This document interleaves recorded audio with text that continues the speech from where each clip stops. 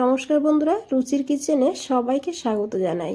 আজ নিয়ে এসেছি সজনের ডাঁটার নিরামিষ। সজনের ডাঁটার এই নিরামিষ একবার হলেও রান্না করে দেখুন। দুপুরবেলা গরম ভাতে আর কিচ্ছু লাগবে না, এই দিয়েই কিন্তু পুরোটা ভাত খাওয়া হয়ে যাবে, এতটা টেস্টি হয়। চলুন রেসিপিটা দেখে নেওয়া যাক, আশা করি ভালো লাগবে। এখানে দেখুন আমি 5টা সজনের ডাঁটা নিয়েছি। ডাঁটাগুলোকে কেটে নিতে হবে। তো এইভাবে ডাঁটাগুলোকে কেটে নেব। তো ডাঁটার উপরে যে পাতলা খোসাটা আছে এইভাবে কিন্তু খোসাটাকে তুলে নিতে হবে। তো এখানে আমি ডাঁটাগুলো কেটে নিয়েছি, এরই সঙ্গে নিয়েছি 2টো আলু। আলুটাকেও এইভাবে লম্বা লম্বা করে আর একটু পাতলা করে কেটে নেব। তো দেখুন আলুটাকে কিভাবে কেটেছি। আর এখন এই আলু আর ডাঁটাকে ভালো করে ধুয়ে নিতে হবে। আর সজনের ডাঁটা খাওয়া তো আমাদের শরীরের পক্ষে ভীষণই ভালো, আপনারা সবাই জানেন। এইভাবে গরমের দিনে রান্না করে খেয়ে দেখবেন, অসাধারণ লাগবে খেতে। এখানে আলু ডাঁটা ভালো করে ধুয়ে নিয়েছি। আর এদিকে দেখুন আমি প্রায় 2 মুঠ মুগের ডাল 1 ঘন্টা আগে ভালো করে ধুয়ে ভিজিয়ে রেখেছিলাম। ডালের পরিমাণ আপনারা বাড়িয়ে কমিয়ে নিতে পারেন।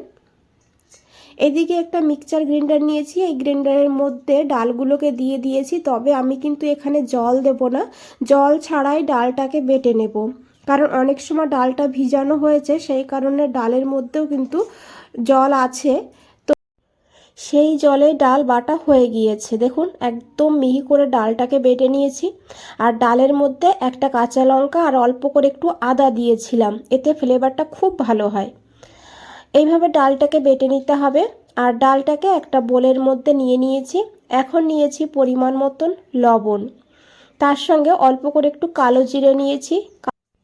কালো জিরে দিলে খুব সুন্দর কিন্তু একটা ফ্লেভার হয়। আর এরই সঙ্গে আমি 1/2 চামচ পোস্ত নিয়েছি।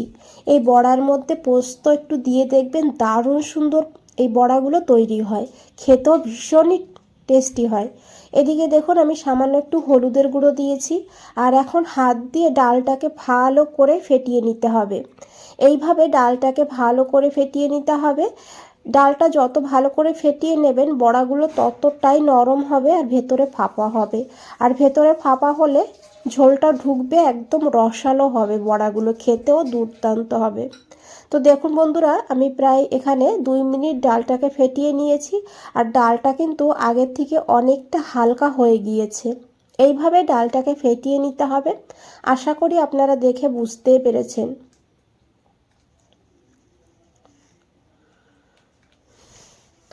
একদমই হালকা হয়ে গিয়েছে, এইভাবেই ডালটাকে ফেটিয়ে নিতে হবে। আর এদিকে দেখুন একটা কড়াই বসিয়ে দিয়েছি। কড়াইতে দিয়েছি বড় 2 চামচ সর্ষের তেল। এই তেলেই কিন্তু রান্নাটা হয়ে যাবে। তো তেলটাকে ভালো করে গরম করে নিতে হবে। আর এদিকে দেখুন সেই ডাল বাটা নিয়ে নিয়েছি। এখন এইভাবে চামচ দিয়ে আমি এইভাবে ছোট ছোট করে বড়ার আকারে বানিয়ে নেব। তবে আপনারা চাইলে হাত দিয়েও দিতে পারেন। এইভাবে চামচ দিয়ে দিলে সুবিধা হবে, সেই কারণে আমি চামচ দিয়ে দিয়েছি। গ্যাসের ফ্লেমটা মিডিয়ামে রাখবেন। মিডিয়ামে রেখে বড়াগুলোকে ভেজে নিতে হবে। খুব বেশি সময় লাগে না আর খুব বেশি তেলেরও প্রয়োজন হয় না।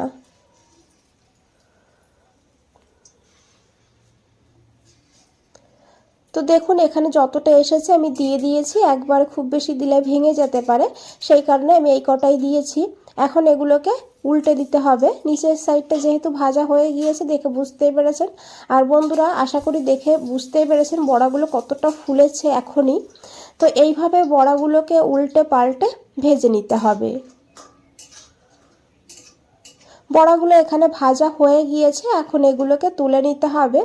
আর বাকি বড়াগুলো একইভাবে ভেজে নেব। আর এখানে দেখুন বড়াগুলো কতটা নরম আর তুলতুলে হয়েছে। আমি একটা ভেঙে দেখিয়ে দেব। দেখুন ভেতরে একদম ফাঁপা। এই তেলের মধ্যেই আমি 1/2 চামচ কালো জিরা দিয়েছি। আর একটা শুকনো লঙ্কা, একটা কাঁচা লঙ্কা। ফোড়নটাকে ভালো করে ভেজে নিতে হবে। কম মশলায় এত টেস্টি রেসিপি হয়, না দেখলে না বানিয়ে খেলে বুঝতে পারবেন না। একবার হলেও বানানোর অনুরোধ রইল এইভাবে। যদি বানিয়ে না থাকেন। তো দেখুন ফোড়নটাকে ভালো করে ভেজে নিয়ে এখানে আমি কেটে রাখা আলুগুলো দিয়ে দিয়েছি। আলুটাকে দিয়ে এখন আলুটাকে 2 মিনিট ভেজে নেব এইভাবে।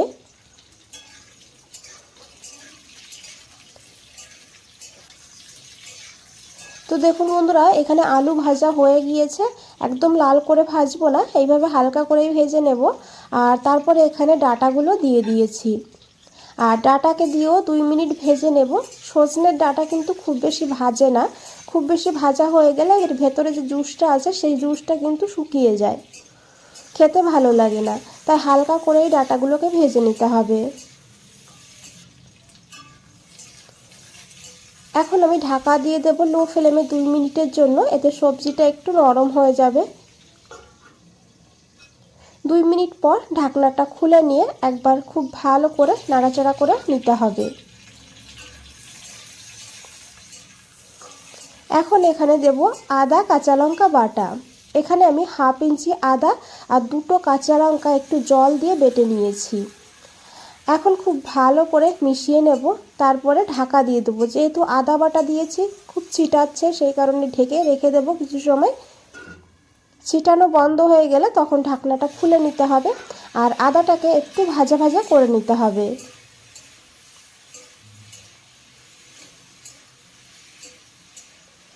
এখন এখানে দিয়ে দেবো টমেটো বাটা। এখানে একটা ছোট সাইজের টমেটো বেটে নিয়েছি, আর দিয়েছি অল্প করে একটু জল। কিছু গুঁড়ো মশলা যোগ করব এখানে, সেই কারণে প্রথমেই দিয়ে দিয়েছি পরিমাণ মতন লবণ। তারপরে এখানে সামান্য একটু জিরের গুঁড়ো দিতে হবে, খুবই সামান্য, না দিলেও হয়, তবে দিলে টেস্টটা একটু বেড়ে যায়। দেখুন সামান্যই দিয়েছি জিরের গুঁড়ো, আর অল্প করে হলুদের গুঁড়ো দিতে হবে। এই রান্নাতে খুব বেশি হলুদের গুঁড়ো দিতে হবে না। আর সামান্য একটু কাশ্মীরি লঙ্কার গুঁড়ো দিয়েছি, এটা পুরোপুরি অপশনাল, আপনারা দিতে না চাইলে নাও দিতে পারেন, আমি শুধু কালারের জন্য দিয়েছি। এখন এই মশলাটাকে 2 মিনিট ভালো করে কষিয়ে নেব ঢাকা দিয়ে। লো ফ্লেমে ঢাকা দিয়ে রেখে দেব। 2 মিনিট পর ঢাকনা খুলে নিয়েছি। এখন খুব ভালো করে মিশিয়ে নেব। আর দেখুন বন্ধুরা, এখানে মশলা কিন্তু খুব ভালোভাবে কষানো হয়ে গিয়েছে।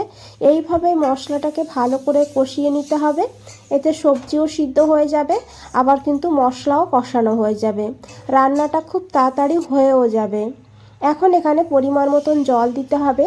যে বোলের মধ্যে ডালটাকে ফেটিয়ে নিয়েছিলাম সেই বোলটা ধুয়েই কিন্তু এখানে আমি হালকা গরম জল দিয়েছি। আর জলের পরিমাণটা একটু বেশি দিতে হবে, যেহেতু বড়া দেব, বড়াতে কিন্তু জল টানবে, সেই কারণে খুব ভালো করে মিশিয়ে ঢাকা দিয়ে 3-4 মিনিট রান্না করব। এদিকে একটা মশলা বানাবো। দেখুন নিয়েছি একটা বাটির মধ্যে 1 চামচ হলুদ বা সাদা সর্ষে, আর 1 চামচ পোস্ত, আর একটু লবণ। এদিকে একটা ফ্রাই প্যান বসিয়ে দিয়েছি, এই ফ্রাই প্যানের মধ্যে এই মশলাটাকে দিয়ে দিয়েছি। মশলাটাকে কিন্তু ভেজে একদম লাল করব না, হালকা একটু গরম করে নিতে হবে। আর পোস্ত সর্ষে দেখুন খুব বেশি ভাজা যায় না, দেখবেন চটপট করে ফুটতে শুরু করে। যখনই চটপট করে ফুটতে শুরু করবে তখন নামিয়ে নিয়ে ঠান্ডা করে আমি এটাকে মিক্সচার গ্রাইন্ডারে দিয়ে একটু জল দিয়ে বেটে নিয়েছি। এইভাবে মশলাটাকে সাইডে রেখে দিয়েছি। এদিকে দেখুন 4 মিনিট হয়ে গিয়েছে, ঢাকনাটা খুলে নিয়েছি, খুব ভালো করে একবার মিশিয়ে নিয়েছি। এখন এখানে বড়াগুলো দিয়ে দিয়েছি, খুব বেশি বড়া দেওয়ার দরকার নেই। তো দেখুন আমি কিভাবে বড়াটা দিয়েছি। এখন সেই বেটে রাখা মশলাটা দিয়ে দিয়েছি, দিয়ে খুব ভালো করে মিশিয়ে নেব। আর এইভাবেই 4-5 মিনিট রান্না করব মিডিয়াম ফ্লেমে। এতে বড়ার ভেতরেও ঝোলটা ঢুকবে, আর যে মশলার ফ্লেভারটাও ভালোভাবে সব কিছুর সঙ্গে মিশে যাবে। 1/2 চামচ চিনি দিয়েছি টেস্টটাকে ব্যালেন্স করার জন্য, আপনাদের যদি অপছন্দ হয় স্কিপ করতে পারেন। দেখুন আলু সিদ্ধ হয়ে গিয়েছে। আর বন্ধুরা, রেসিপিটা দেখে যদি একটু ভালো লেগে থাকে একটা লাইক করে দেবেন, চ্যানেলে নতুন হলে চ্যানেলটাকে সাবস্ক্রাইব করে পাশে থাকবেন। আশা করি দেখে বুঝতে পেরেছেন বড়াটা কতটা নরম তুলতুলে হয়েছে। গ্যাসটা বন্ধ করে আমি 5 মিনিট স্ট্যান্ডিং টাইমে রেখে দিয়েছিলাম। 5 মিনিট পর ফিরে এসেছি। দেখুন এই ঝোলটা দেখছেন যতটা, এতটা ঝোল থাকবে না, ঠান্ডা হয়ে যাওয়ার পর অনেকটা টেনে যাবে, তাই এই অবস্থায় নামাতে হবে। বন্ধুরা আজ তাহলে এই পর্যন্তই, ফিরে আসছি নতুন কোনো রেসিপি নিয়ে। ভালো থাকবেন, সুস্থ থাকবেন, সবাইকে অনেক অনেক ধন্যবাদ এত সময় ধৈর্য ধরে রেসিপিটা দেখার জন্য।